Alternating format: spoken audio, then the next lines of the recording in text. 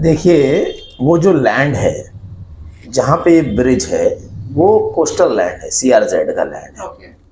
अभी हमने थोड़े दिन पहले लगून रोड जो इस तरफ है मालवनी के, इसके आगे का रोड बनाने के लिए रोड डिपार्टमेंट में एक मीटिंग की।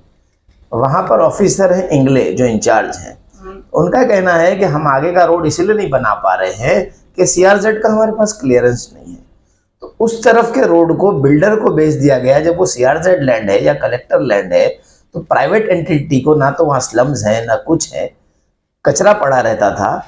और ये जो ब्रिज बना था, ये ब्रिज आज मालवनी की लाइफलाइन की तरह है। मालवनी की जो गरीब जनता है अंबुजवाड़ी की, वो वहाँ से पैदल जाती है अपने कामों पे। उसके अलावा जो बाइकर्स हैं, क्योंकि आपको मालूम होगा मालवनी के अंदर आने का एक ही मेन रोड है, अब्दुल हमीद रोड। उसके अलावा मालवनी के एग्जिट के लिए कोई रोड ही नहीं है।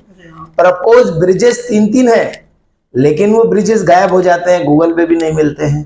अब ये जो नया ड्रामा क्रिएट किया जा रहा है वो इसलिए क्रिएट किया जा रहा है कि लगून रोड से इन्फिनिटी का ब्रिज का टेंडर आउट हुआ था, उसको दिसंबर में क्लियर होना था, लेकिन वो किन्हीं कारणों से टेंडर पोस्टपोन कर दिया गया। अब लोगों को ये हाइप क्रिएट किया जा रहा है कि ब्रिज अब तोड़ देंगे, तो अब नेतागण जो यहाँ के वो आएंगे और आश्वासन देके इसको 2-2.5 साल रुकवाएंगे। ये पूरा प्लान है, इसको 2-2.5 साल के लिए रुकवाएंगे। और जब वो टेंडर ऑलरेडी पास है, वो काम शुरू हो जाएगा।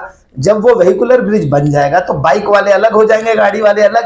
अब मरेगा कौन इसमें? पैदल जनता, जो रोजगार के लिए काम पे दिन रात पैदल जाती है, हजारों की संख्या में जाती है। मैं तो कहूंगा लाखों की संख्या में उस रोड से रोज आवागमन होता है।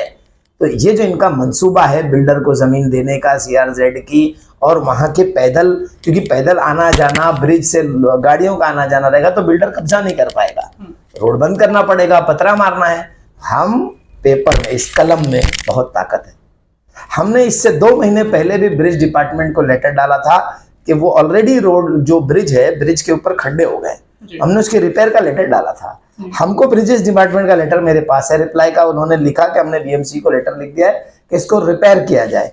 अब अचानक एक गोरेगांव विभाग से, जिसका विभाग भी नहीं लगता है मलाड़, मालवनी मलाड़ विभाग में आता है, वो अचानक पैदा किया जाता है और वो लेटर डालता है हाइप क्रिएट करने के लिए। इनको ये अभी नहीं तोड़ना है, ये तोड़ना है नया ब्रिज बनने के बाद, क्योंकि इनको मालूम है कि अभी तोड़ेंगे तो बवाल मचेगा। तो नेतागण अपनी ऊपर रखने के लिए हाइप क्रिएट कर रहे हैं कि आके झूठा आश्वासन दे लोगों को कि देखिए हमने ब्रिज रुकवा दिया, आपकी जरूरत नहीं है, इंशाल्लाह ब्रिज रहेगा। और ये पैदल आने वालों के लिए पेडिस्ट्रियन ब्रिज के नाम से है ये आयरन ब्रिज, और ये रहेगा हमेशा के लिए। आपका बिल्डर से मंसूबा हम कामयाब होने देंगे नहीं। दूसरा हमारा कहना है, ये जो गोरेगांव का आरटीओ ऑफिसर है उसका क्या लेना देना मलाड से? उसने क्यों किया होगा? क्या उसे क्रिएट किया गया, कुछ लेन देन की गई होगी इस टॉपिक को लेकर? देखिए, इसको लेके मैंने पत्र व्यवहार शुरू कर दिया है। अब कल सैटरडे संडे डिस्पैचेस होते नहीं, मंडे से मेरे सारे डिस्पैचेस आरटीओ मंत्रालय, मैंने मलाड विभाग के जो हमारे आरटीओ के इंचार्ज है मोदीराज साहब, उनसे भी संडे का अपॉइंटमेंट मांगा है, वो 2 दिन बाहर हैं, उनसे मिलूंगा और ये सारे डिस्कशन करूंगा। और प्लस आरटीआई डालकर पूरी डिटेल निकालूंगा कि लैंड बिलोंग किसको करता है एक्चुअली में। अचानक से बिल्डर आ कैसे जाता है?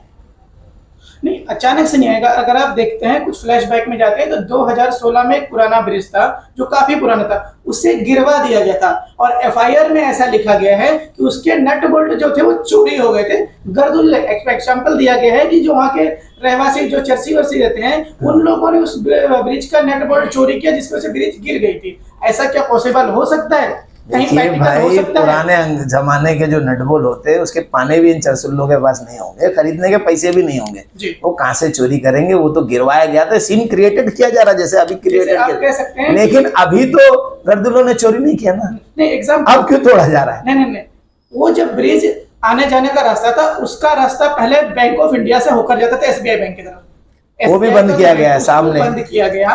पुलिस का भी उसमें इस्तेमाल किया गया, उसका मिसयूज किया गया, वो रास्ता वहां से था। वहां पे काफी बड़ा गटर था, गटर को भरनी की गई। बीच में बताया गया कि याया नाम का कोई भरनी माफिया था जिसने इसके ऊपर एफआईआर भी हुआ था जब वो भरनी कर रहा था। जब वो गटर प्रॉपर्टी थी, भरनी किसने कराया? ये चीज तो अभी कैसा है ना, जांच का विषय है। अभी जैसे ही पत्र व्यवहार मेरे शुरू होंगे, बीएमसी को, ट्रैफिक को, सीआरजेड को, सबको लेटर करने वाला हूं और इन सब से आरटीआई करूंगा। जवाब नहीं देंगे तो अपील में जाऊंगा। जी और उसके अलावा म्युनिसिपल कमिश्नर से पीजी में भी बैठूंगा। जी ये इतना आसानी से सोच लें कि मालवनी की जनता बेवकूफ है, वोट देती रहती है। वो एक बार, दो बार, तीन बार, आज 4 बार हो गया, हर बार नहीं होगा। अब जनता बेवकूफ नहीं है, क्योंकि हमको तकलीफ होती है। आप तो रहते हैं गोरेगांव में, आपको क्या प्रॉब्लम है? हमको प्रॉब्लम है रोज जाने वालों को। हम आपकी तरह अरबोपति नहीं है कि हम ब्रिज से आएंगे बड़े बड़े, हम के हमारे भाई शॉर्टकट मार के आएंगे, हमारा टाइम बचता है। ऐसे भी मालवनी के रोडों के हाल देखिए जरा, महाड़ा के। परसों की बात है, पूरा मैंने उसके लिए भी कंप्लेंट किया, तो आज जाके वो काम हुआ। कला विद्यालय का पूरा रोड पानी से भर गया। हाँ, एक खड्डा वाटर डिपार्टमेंट ने मारा हुआ है आगे, वो कौन सा, अमीरा बिल्डिंग के सामने। नहीं, यहाँ पर मेन रोड पे ही मारा हुआ है।